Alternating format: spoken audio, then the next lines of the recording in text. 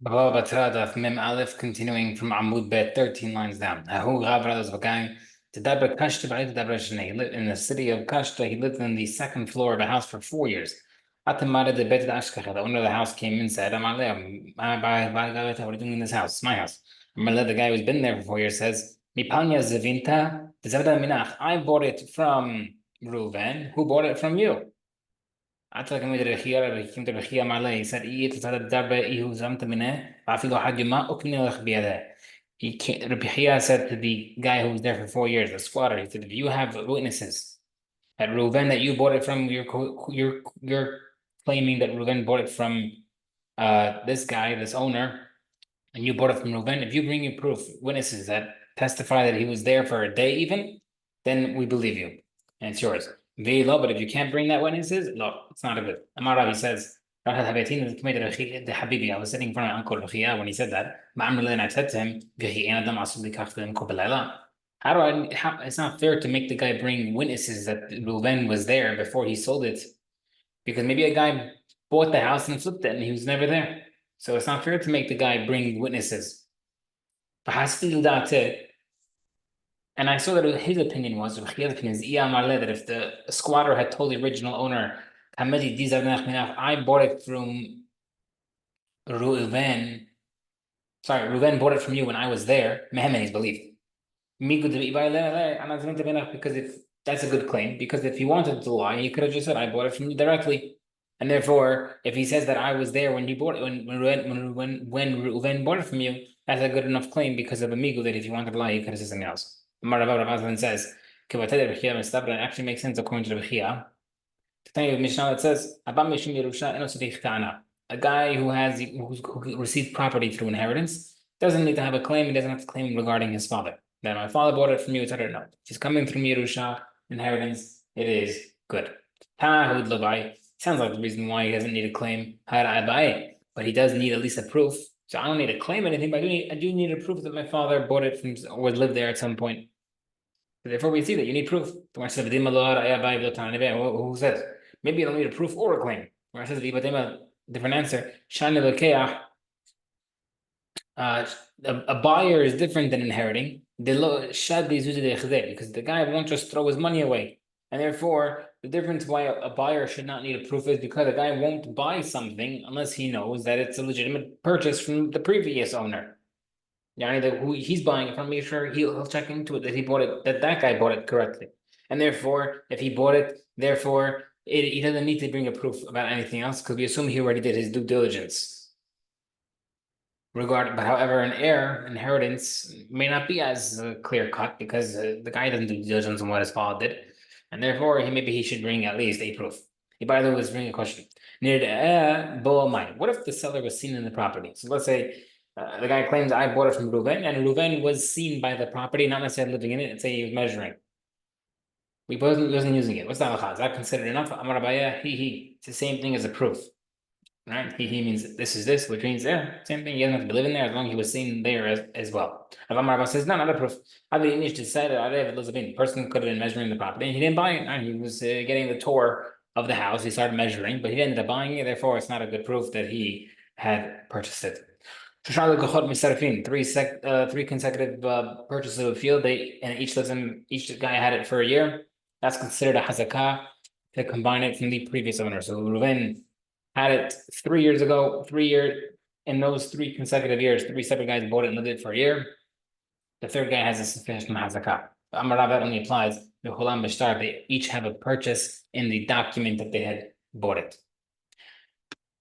Which means without a document, it wouldn't be good. Remember the Savarav sounds like Rav holds. The reason why you need a document because it's public knowledge. But if it was just a sale in front of witnesses, there's no public knowledge. Rav himself says, if someone sells a field with witnesses without a document, he has a lien on the other guy's property, on the other guy's lien properties, which means if I bought a land from Reuven with witnesses, according to Rav, it's a good enough purchase for me to pull properties that Reuven were to sell elsewhere if my land were seized. So if I bought this land from Reuven, all of a sudden Yosef comes over to me and says, "Hey, Reuven owed me money. I'm grabbing the field that you bought from him."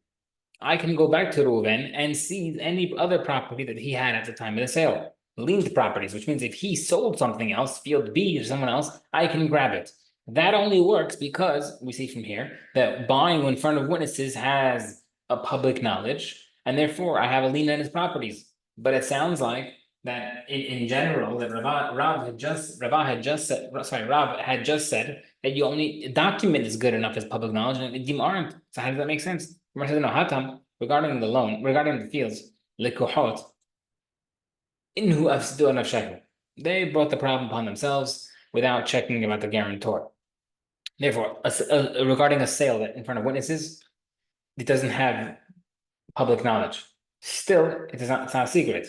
And therefore, you should have checked deeper to see, investigate, make sure that there's no loans on it, etc.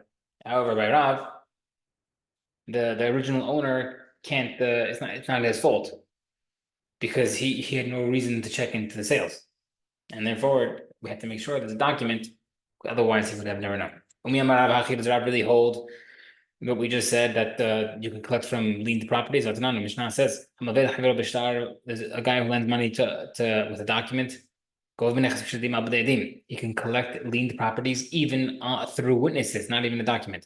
Sorry, with a document, he can collect liened properties. With witnesses, and he can collect unliened properties. So we see that the Mishnah holds that you cannot collect liened properties with just edim against Rav. And if you want to tell me, oh, maybe the answer is Rav can argue against the Mishnah. What Rav himself says with the Shmuel, I'll pay a oral loan, with no document. You can't collect it from the inheritors, and you can't collect it from the purchasers, which we see also that there's no lien.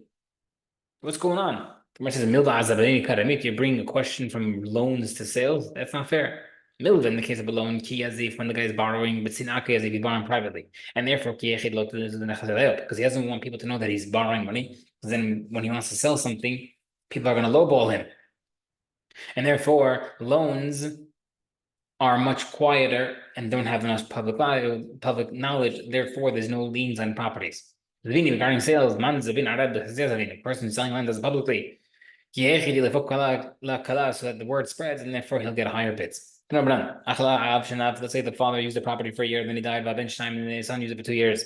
What's the opposite? The father used it for 2 years, and the son used it for 1 year. The son used it for 1 year, and the son used it for 1 year, and then he's and the guy who bought it from the son used it for 1 year. How does hazakah? They could combine for hazakah. Versus the name of the lokech ilakalav, that sounds like a buyer has public knowledge. But many of the sira, a guy used the property in front of the father for 1 year. But and then the father died and the son, and you used it in front of the son for 2 years. Or you, the opposite, you used it in front of the father for 2 years and the son for 1 year. Or you use it in front of the father, son, and purchaser 1 year each. How does it hazakah? And if you want to say that if by selling it this public knowledge, if the son sold it while you were using it, that's a protest. That's showing you. We said the father used it for 1 year, son used it for 1 year, then he sold it and you used it in front of the buyer for a year. Hello, the fact that he sold it is a protest showing that you don't own it. Or I said, when that practice says that the purchase doesn't go through, but the guy sold all his field in one shot. He didn't sell that field specifically. He sold his entire estate, and therefore there was no public knowledge that that field was sold, and that's not good at protest. Next Mishnah, Ha'umarim, craftsmen, Shutafin, partners, Ba'arisin, sharecroppers, Batra Kutavin, administrators of people's properties. In Lahim Hazakah, they can't establish Hazakah because they have reason to be in other people's property. Only time I can say that I bought it from you by being in your land is that I have no business being there. But if people do have a business being there. Similarly, a guy can't have a chazakah on his wife's property that she brought into the marriage. A wife can't make chazakah on her husband's property. A father can't make it on his son's property, and son not on the father's property. All these cases seemingly because they have a reason to be there, and therefore there's no reason for them to protest. The other ones that apply, mahzik. That's when the guy is establishing hazakah to prove that it's his. Regarding giving a gift, or brothers who are dividing inheritance, or someone who wants to take possession of a ger who passed away without relatives.